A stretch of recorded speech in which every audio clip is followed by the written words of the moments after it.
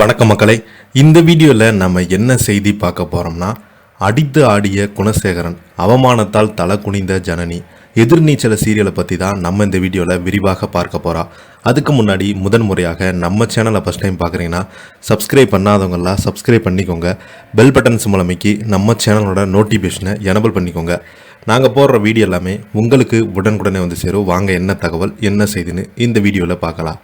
பார்கவி இந்த வீட்டில் இருக்கக்கூடாது என குணசேகரன் குடும்பத்தினர் சொல்லின நிலையில் இந்த வழக்கை விசாரித்த வரும் இன்ஸ்பெக்டர் பார்கவை மெஜிஸ்ட்ரேட் ஆஜர்படுத்துகிறாங்க.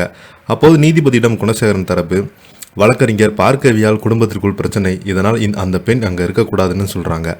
இதை கேட்ட நீதிபதி இது பற்றி பார்கவிடம் கேட்க அவங்க பயத்தில் பதில் சொல்ல முடியாமல் இருக்கிறாங்க.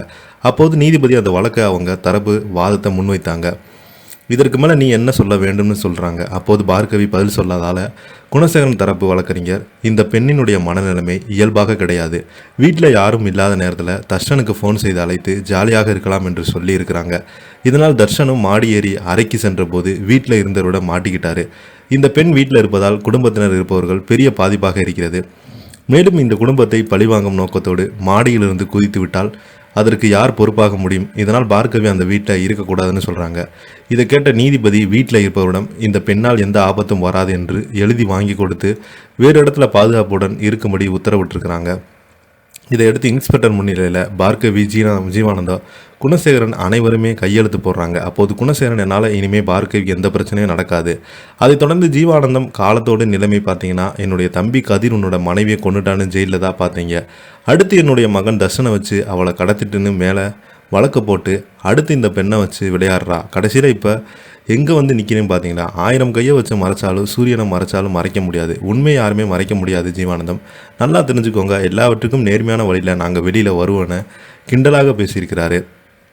இதையடுத்து இன்றைக்கான எபிசோடில் எல்லா பிரச்சனையும் முடிஞ்சு நான் இனிமேல் பார்க்க விஷயத்தில் தலையிட மாட்டேன், அதே போல் அவங்களுக்கு என்னோடய குடும்ப விஷயத்தில் தலையிடக்கூடாது என்கிறாங்க.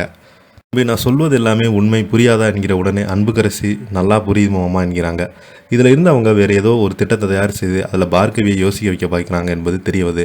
ஜீவானந்தம், பார்கவி அனைவருமே வெளியே வர அப்போது ஜனனி பார்கவி இந்த விஷயத்தில் நம்ம தோற்று போயிட்டோம்னு நினைக்காத, நிச்சயமாக அப்பா மரண வழக்கில் நல்ல தீர்ப்பு வரும்னு அவங்களுக்கு சரியான தண்டனை வாங்கி கொடுக்கலாம்னு ஓய மாட்டேன் என்கிறாங்க. இப்போ பார்த்தீங்கன்னா இந்த சீரியல் பார்த்தீங்கன்னா யாராவது ஒருத்தவங்க இறந்து போகிறாங்க. அது குணசேகரனா இல்லை ஜனனியா இல்லை தர்ஷனா இல்லை பார்கவியா? இன்றைக்கான எபிசோடில் ஒரு ப்ரோமோ வெளியாகி ரசிகரிடம் மிகப்பெரிய அதிர்ச்சியை ஏற்படுத்தியிருக்குது. இதை பற்றி நீங்கள் என்ன கீழே உள்ள கமெண்ட் பாக்ஸில் மறக்காமல் பதிவிடுங்க. இந்த வீடியோ உங்களுக்கு பிடிச்சிருந்தா லைக் பண்ணுங்கள், ஷேர் பண்ணுங்கள், கமெண்ட் பண்ணுங்கள். அப்போ தான் நாங்கள் போடுற வீடியோ எல்லாமே உங்களுக்கு உடனுக்குடனே வந்து சேரும். நன்றி, வணக்கம்.